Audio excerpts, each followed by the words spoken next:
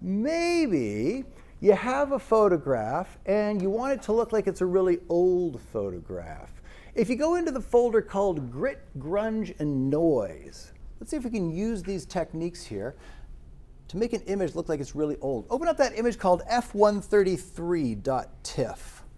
And this is a photo from a modern day classroom. You can see there's Epson projectors on the ceiling. There's nothing historic about this. What is something we could do fairly quickly and easily to make it look like it's an old image? Black and white?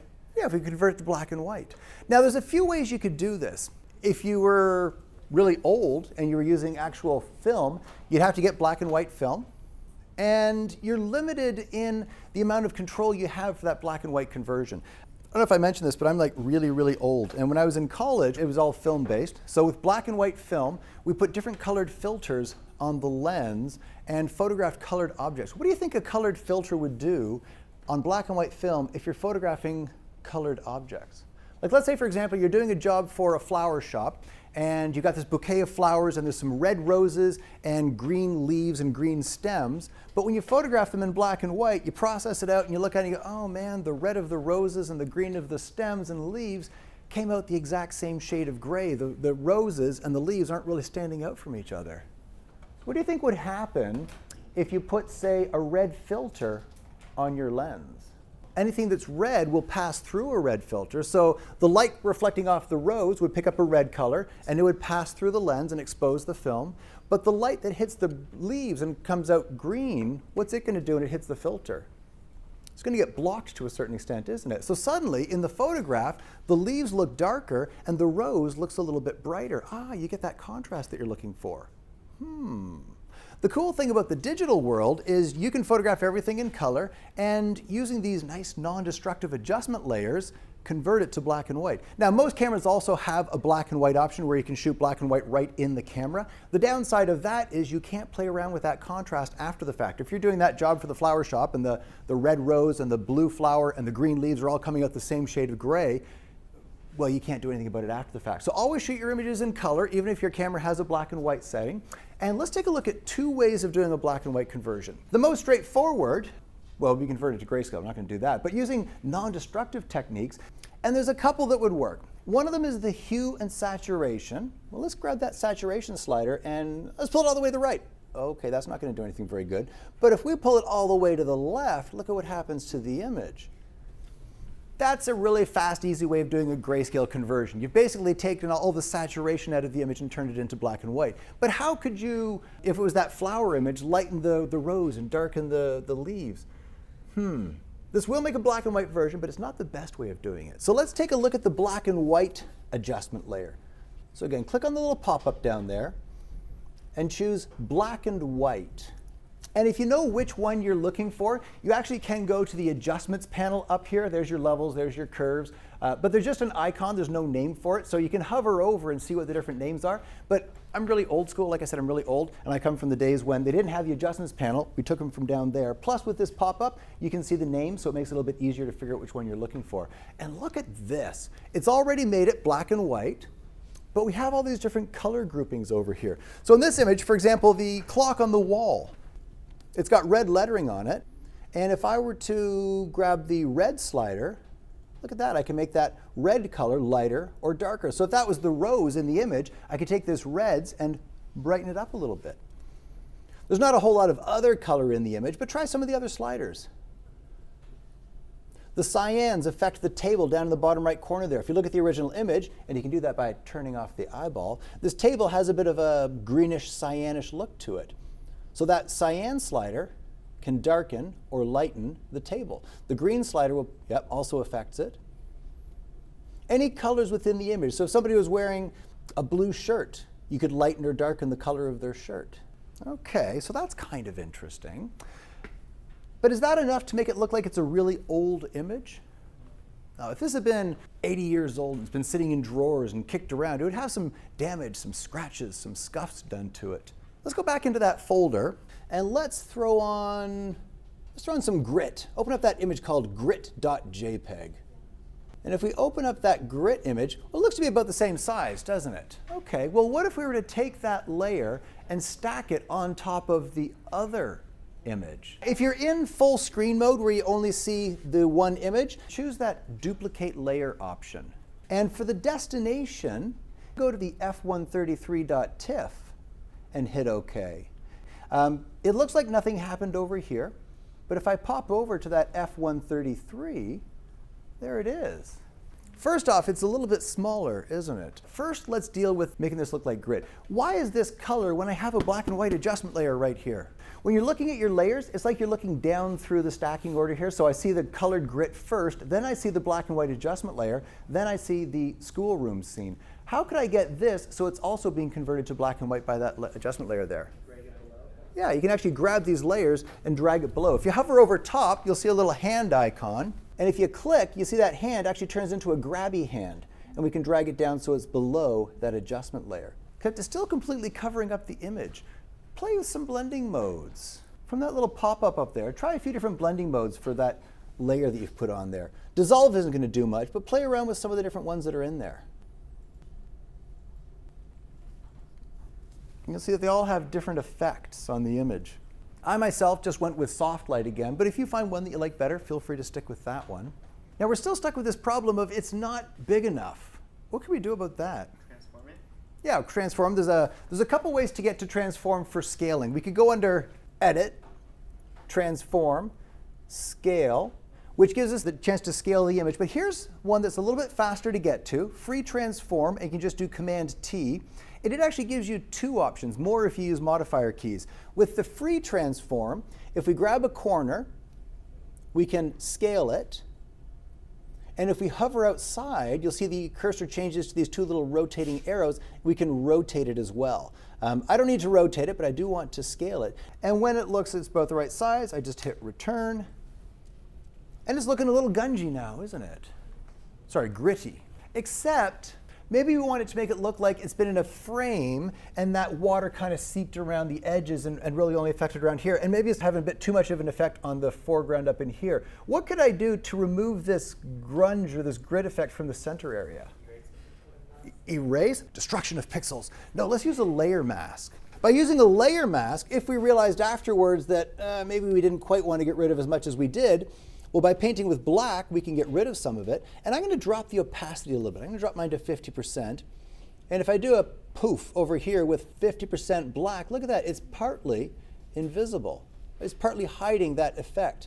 And if I did realize I'd taken too much, I can simply hit X on the keyboard. Notice how X reverses my foreground and background. And once I get back to white, I can reveal some of that effect. So I can kind of bring it back a little bit.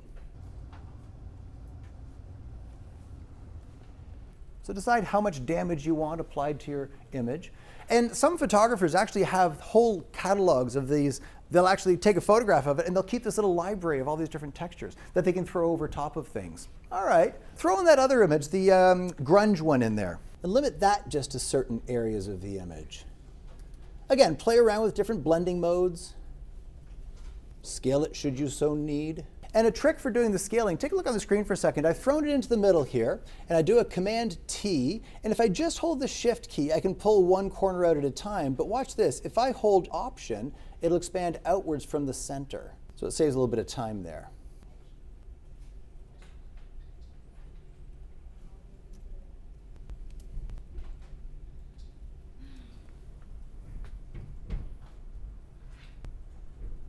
I put my blending mode into overlay. That's like a little extra kick in the teeth there. There's before, there's after. Soft light is like a gentler version of overlay.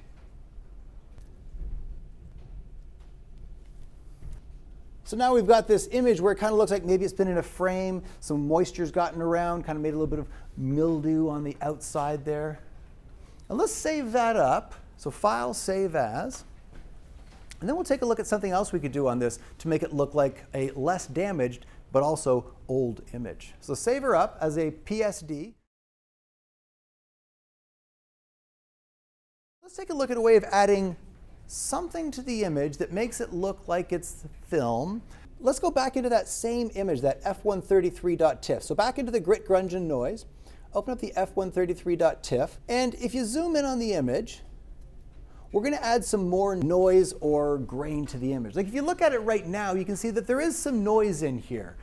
In the days of film, it was a different sort of structure, and we called it grain. We can simulate that using what we already know. Give this a try. Throw on a new transparent layer, fill it with 50% gray, edit, fill. For contents, we'll choose 50% gray. And it looks like maybe the room's on fire or something. It's just pure gray in there. Let's add some noise to that gray. So I'm going to go under Filter, Noise, Add Noise, and this monochromatic box. Well, you'll notice that the noise that's been created right now, if I zoom in on it, it's basically randomness. So in the red channel, maybe it said, okay, we'll make the red channel a little bit brighter or a little bit darker on this pixel here. Well, if it makes the red channel brighter, it'll pick up a bit of a reddish cast. If it makes it darker, it'll pick up the opposite of red, which would be a cyanish cast. And same thing for the other three channels. Maybe you don't want these little colored flecks around here, as pretty as they may look. If you turn on monochromatic, it'll apply the exact same noise to every single color channel. So if it makes the red channel a little bit brighter, it'll also make the green channel a little bit brighter and the blue channel a little bit brighter. So that pixel will get overall brighter, but it won't pick up a color cast. So I'm going to do monochromatic.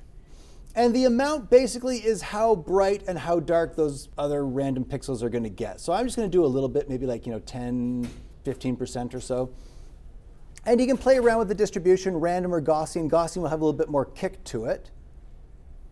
And if we hit OK, we just see a bunch of random specks in our image.